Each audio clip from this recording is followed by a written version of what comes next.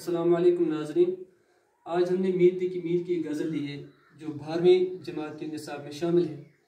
غزل کے بارے میں ہم سبھی جانتے ہیں کہ غزل کے پہلے شعر کو مطلع کہتے ہیں۔ اس میں شاعر اس کے دونوں مصروں میں شاعر ہم قافیہ و ہم ردیف کا استعمال کرتا ہے، اور باقی اشعار کے جو ثانی مصرے ہوتے ہیں ان میں شاعر ہم قافیہ و ہم ردیف الفاظ کا استعمال کرتا ہے۔ جیسے میر کی میر کے ہم یہ غزل لے رہے ہیں، اس کے جو الفاظ ہیں تاجوری، نوحہ گری، ہر سفری، آشفتہ سری وغیرہ جیسے الفاظ ہیں، یہ قافیہ کہلاتے ہیں، اور کا کے جو الفاظ ہیں سیم الفاظ جو ہیں تو یہ ردیف کہلاتے ہیں۔ تو یہاں پر ہم میر کی میر کی اس غزل کو سٹارٹ کرنے جا رہے ہیں۔ سب سے پہلا شعر جو ہے، جس سر کو غرور آج ہے یہاں تاجوری کا، کل اس پہ یہی شور ہے پھر نوحہ گری کا۔ تاجوری بادشاہت کو کہتے ہیں، ماڈل اسٹوڈنٹس، بادشاہی کو کہتے ہیں۔ اسی طرح نوحہ گری ماتم کرنے کو کہتے ہیں، ماتم کرنا۔ تو اس شعر میں شاعر دنیا کی بے ثباتی کا ذکر کرتے ہوئے فرماتے ہیں کہ جو آج بادشاہ بنا ہوا ہے یا جس کے پاس آج کافی زیادہ دولت ہے، وہ اپنی دولت پر گھمنڈ کرتا ہے، وہ اپنی بادشاہت پر گھمنڈ کرتا ہے، لیکن اسے یہ پتہ نہیں ہے کہ کل اس کی لاچاری کو دیکھ کر یا اس کی لاچاری کو دیکھ کر لوگ اس پر ماتم کریں گے، لوگ اس پر روئیں گے۔ اس لیے کہ یہ جو میر کی میر تھے، انہوں نے دلی کی تباہی کو اپنی آنکھوں سے دیکھا تھا، اور اسی لیے وہ انسان کو یہ صلح دیتے ہیں کہ اے انسان، تجھے اپنی بادشاہت پر گھمنڈ نہیں کرنا چاہیے، تجھے اپنی دولت پر گھمنڈ نہیں کرنا چاہیے، کیونکہ یہ ساری چیزیں تھوڑی ہی دنوں کے بعد ختم ہونے والی ہیں، پھر تھوڑی دنوں کے بعد آپ لاچار ہو سکتے ہیں، اور تیری لاچاری کو دیکھ کر لوگ ہنسیں گے، ماتم کریں گے اور روئیں گے۔ آفاق کی منزل سے گیا کون سلامت، اسباب لٹا رہ میں یا ہر سفری کا۔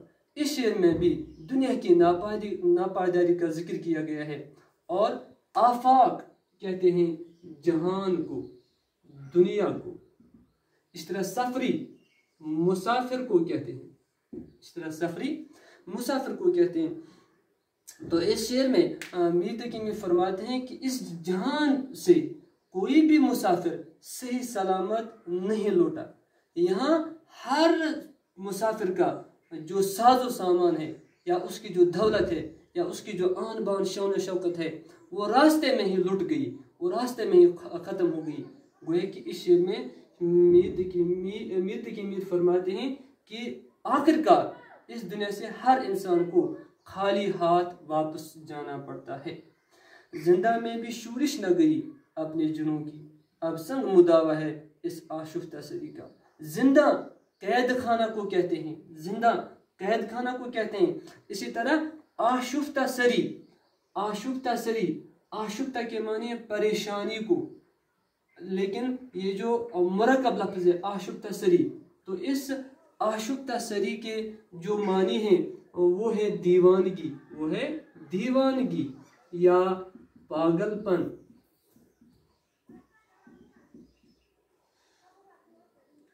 اب میر کی میر فرماتے ہیں کہ اپنے محبوب کے دکھوں کی وجہ سے، اس کے غموں کی وجہ سے میں دیوانہ ہو چکا ہوں، میں پاگل ہو چکا ہوں۔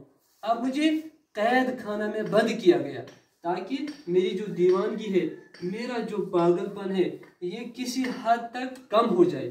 لیکن قید خانے میں رہنے کے باوجود میری یہ دیوانگی، میرا یہ پاگل پن کسی بھی طرح کم نہیں ہوا۔ اب اس کا ایک ہی علاج ہے کہ کسی پتھر سے سر ٹکرایا جائے۔ سنگ فارسی لفظ ہے، پتھر کو کہتے ہیں، کہ اب کسی پتھر سے سر ٹکرایا جائے اور اپنا خاتمہ کیا جائے۔ ہر زخم جگر داور محشر سے ہمارا انصاف طلب ہے تیری بیداد گری کا۔ بیداد گری بے انصافی کو کہتے ہیں، ظلم کو کہتے ہیں۔ تو اس شعر میں جو محبوب کی طرف سے ظلم پہنچا ہے، یا جو غم پہنچے ہیں، یا جو دکھ پہنچے ہیں میر کی میر کو، اس دکھ کو، اس غم کو بیان کیا ہے۔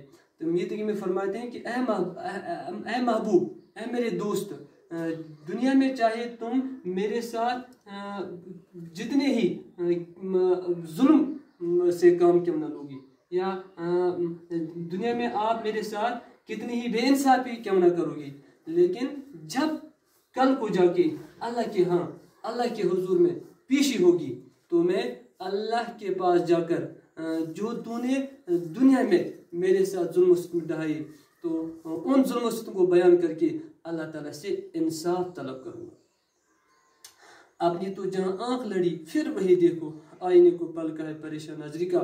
اس شعر میں میر تقی میر نے اپنے محبوب کے، اپنے دوست کے حسن و جمال کو بیان کرتے ہوئے فرمایا کہ جہاں بھی میری آنکھ لڑی، یعنی کہ جو بھی میرا محبوب ہوا، جو بھی میرا دوست بنا، وہ اس قدر خوبصورت تھا کہ اس کی خوبصورتی کو دیکھ کر یہ جو شیشہ ہے اس کو بھی، آئینہ جو ہے اس کو بھی پریشان ہونے کی عادت پڑ گئی۔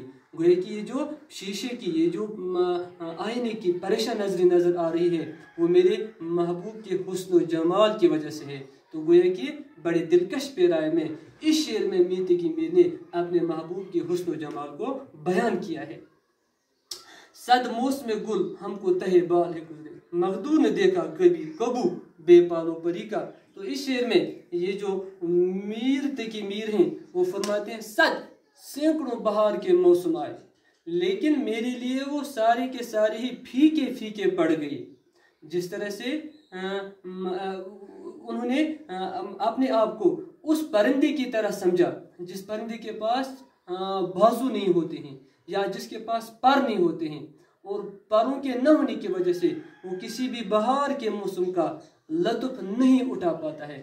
اسی طرح کہتے ہیں کہ میری قسمت میں بھی یہ نہیں تھا کہ میں دنیا کے لطف کا یا اپنے محبوب سے ملاقات کرنے کا لطف اٹھا پاتا یا اس بہار کے موسم کا لطف اٹھا پاتا، یہ میرے مقدور میں بھی یا یہ میری قسمت میں بھی نہیں تھا۔ لیسانس بھی آہستہ کہ نازک ہے بہت کام، آفاق کی اس کارگاہ شیشہ گری کا۔ آفاق پھر دنیا کو کہتے ہیں، آفاق کا لفظ پھر آ گیا، دنیا کو کہتے ہیں، جہاں کو کہتے ہیں، اور کارگاہ شیشہ گری، کارگاہ کہتے ہیں کارخانے کو، لیکن کارگاہ شیشہ گری کہتے ہیں شیشہ بنانے کا کارخانہ۔ اس شعر میں میر تقی میر فرماتے ہیں کہ اس دنیا میں ہر کام نہایت احتیاط سے کرنا پڑتا ہے، کیونکہ یہ اس دنیا کو یہ جو دنیا ہے یہ شیشے کے کارخانے کی مانند ہے، یعنی یہ شیشے کے کارخانے جیسا ہے۔ یہاں پر تھوڑی سی غلطی کی وجہ سے انسان کو خسارہ اٹھانا پڑ سکتا ہے، یا یہاں پر اس کے معنی یہ بھی ہو سکتے ہیں کہ محبوب سے واسطہ رکھنے کے لیے، اس کے ساتھ دوستی رکھنے کے لیے، اس کو ناراض نہ کرنے کے لیے یہ جو ہر بات ہے وہ سوچ سمجھ کر کرنی پڑتی ہے تاکہ محبوب کسی طرح سے ناراض نہ ہو۔ تک میر جگر سوختہ کی جلد خبر لے، کیا یار بھروسہ ہے چراغ سحری کا۔ چراغ سحری اس چراغ کو کہتے ہیں، اس چراغ کو کہتے ہیں جو بجھنے کے قریب ہو۔ اس شعر میں میر تقی میر فرماتے ہیں جگر سوختہ، جلا ہوا دل، جلا ہوا دل یا جلا ہوا جگر۔ اس شعر میں میر تقی میر فرماتے ہیں کہ اب میر زیادہ دنوں تک زندہ رہنے والا نہیں ہے، کیونکہ اب اس کا جو دل ہے وہ جلا ہوا ہے، وہ ختم ہو چکا ہے محبوب کے دکھوں کی وجہ سے، اس کے غموں کی وجہ سے۔